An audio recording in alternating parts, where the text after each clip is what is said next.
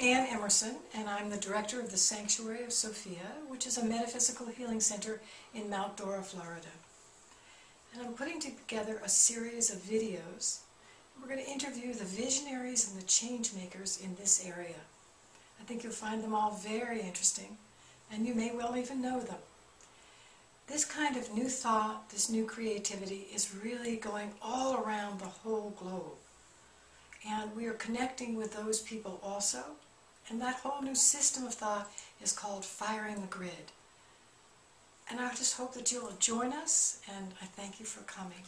Today, I've invited Candace Booth to come and speak. She's a spiritual health coach. She sees the whole person, mind, body, and spirit. And I've worked with her myself, and I've seen what she's done for other people.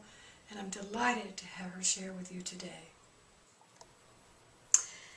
So most of us have heard by now about body, mind, spirit, that you can't be really healthy in life and lead a happy, healthy lifestyle unless you're concerned with body, mind, and spirit. So what I want to focus on right now is what does the spiritual component mean? I have a spiritual health coaching license. What does that mean?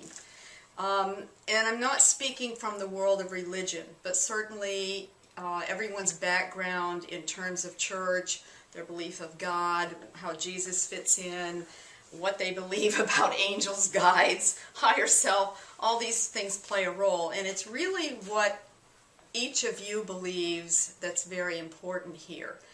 Let me give you some examples of the work that I do, and maybe this will be helpful, because I've been doing a lot of work with mental health diseases, people that are coming in that are taking a lot of antidepressants and anti-anxiety meds, and I want to be bold here and tell you that it is my belief, and those from people that I work with in this world of the spiritual health component, if you fix your mind, if you fix your heart, if you fix your thinking, you're not going to need these medications. Whoa, that's a powerful statement.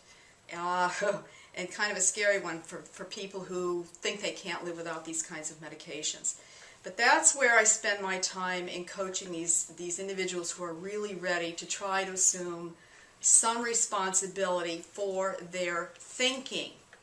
Because how you think is going to determine how you perceive the world. Your values, your beliefs, all impact your perceptions. All of these things play a role in your state of mental health. And when I help people come off their medications for depression and anxiety, of course one of the first things I ask them is, what caused you to go to these medications to begin with? Have you fixed that particular trauma?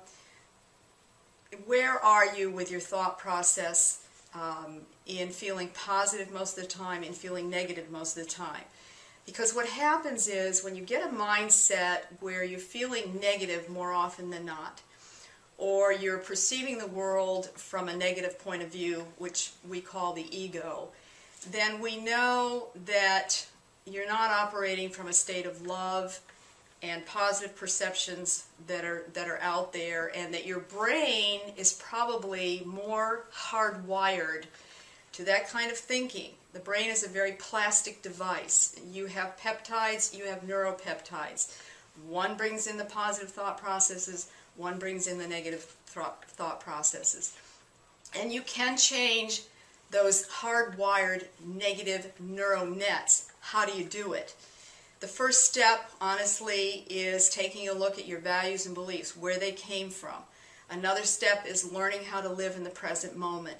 Because when you're dealing with negative belief structures, it's often from past events that have happened to you.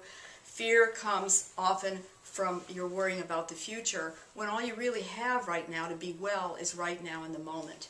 And you have to understand what the difference is between dealing from a position of love. In other words, how good are you at looking at any individual, any stranger walking in the room and seeing the God Spirit in that individual, versus making a judgment based on what they're wearing, how they've got their hair, how they're speaking, or what if they come in the door, for example, in the medical clinic I've been working in, with a label of recovering drug addict or alcoholic, when that's a label defining who they are, when in reality that's not who they are. It's a behavior that they've had. And so when someone comes to see me, I'm looking at their whole being, what's good in them, their spirit, which is untouched and perfect. And it's just something that we have to learn to realize about ourselves. When we look in the mirror, what do you truly see? Do you see your whole and perfect, beautiful self? Or do you see all these kind of negative clothes that you've put on since you've come into this earth body? So there's a lot you can do with your mind to heal your body. In fact, you're probably not ever going to truly heal your body from any disease until you fix your thoughts. How you think, what you put out for intentions is going to determine the quality of life that you lead and the positive or negative impact that you leave on other people in your life or the world around you. Do people who come into your experience walk away having benefited from knowing you?